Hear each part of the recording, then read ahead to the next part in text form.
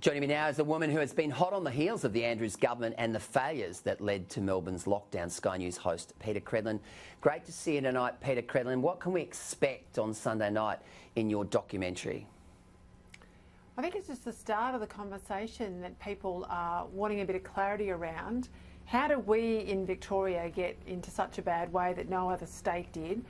When Victoria decided back in March to go it alone, to reject the ADF and not use police in hotel quarantine, who made those decisions? Because they're the decisions, the differences in Victoria, where no other state went alone. They used police and they used the ADF.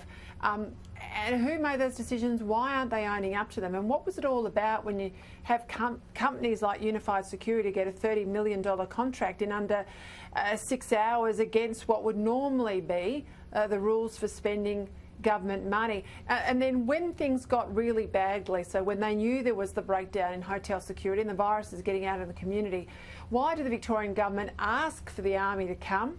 The Army was given to them from Canberra, 850 troops were on their way, and the next morning they withdrew that request. Now, we know at the time that could have been a huge difference in Victoria if the Army had turned up then back in late June. What would have been the result? Could they have averted the crisis?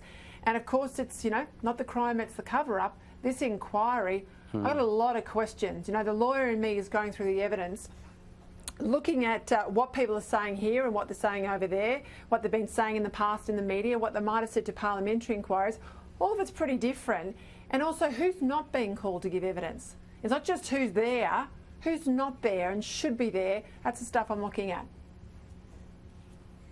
I'm interested that Jenny Mikakos seems to have gone rogue. Now, Chris Eccles is gone, the head of the Premier's Cabinet Department. Jenny Mikakos, the former health minister, but now she's engaging in this war of words with the Andrews government. She's clearly scorned, a woman scorned, Peter. What was her role in all this, and why do you think she's lashing out now? Well, I think that, look, it's hard to tell, to be honest, because there's such conflict in the evidence who was truly responsible for the management of this program in and around those first early periods of April, May and June, right? There's a lot of contest or conflicting evidence about who actually made decisions. Now, everyone who knows the Andrews government knows the buck stops with the Premier. He's all powerful and he's a micromanager, so I've no doubt he was central to all of this. Mikakos, I don't think she's lashing out. I think she's trying to protect her good name and reputation.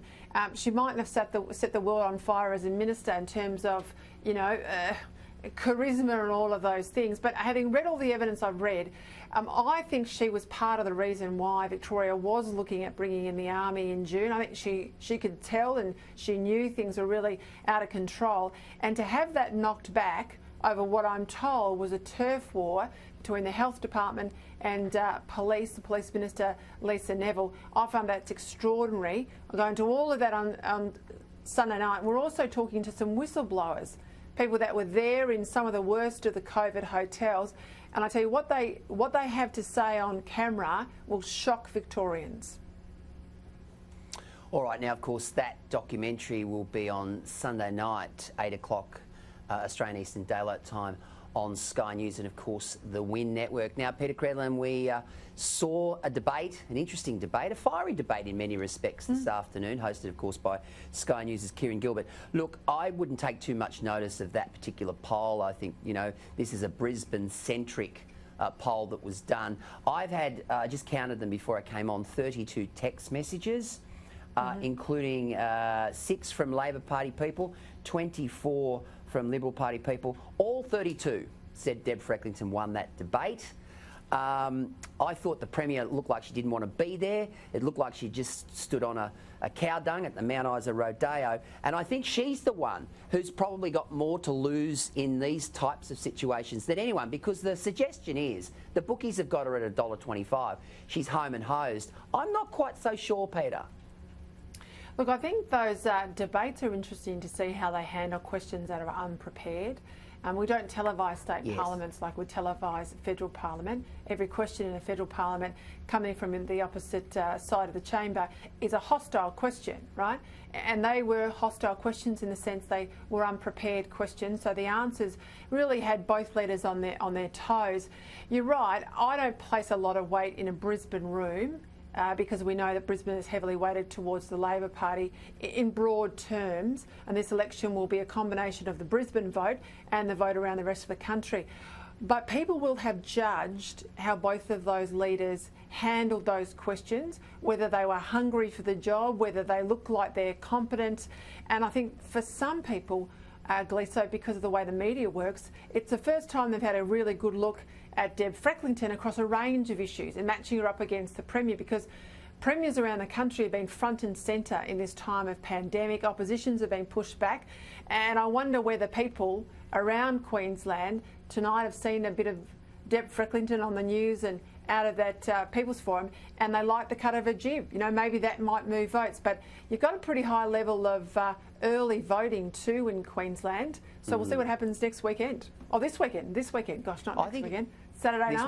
This weekend, this Saturday night. I think you've nailed it there. I think that the suffocation that's occurred with media coverage during the COVID debate has certainly helped Anastasia Palaszczuk, and we've certainly seen just about every state and territory leader in the country, their popularity rates have gone really high. This is a referendum not just on COVID, Peter, and the way in which the Palaszczuk government has handled it, but the economic narrative. There are a lot of people that are hurting as a result of these very harsh and draconian border restrictions. And the real sleeper too, I think, in seats like Barron River, Munningborough, Thuringowa, and of course Townville is youth crime. And she did address youth crime. I thought Frecklington nailed the youth crime narrative.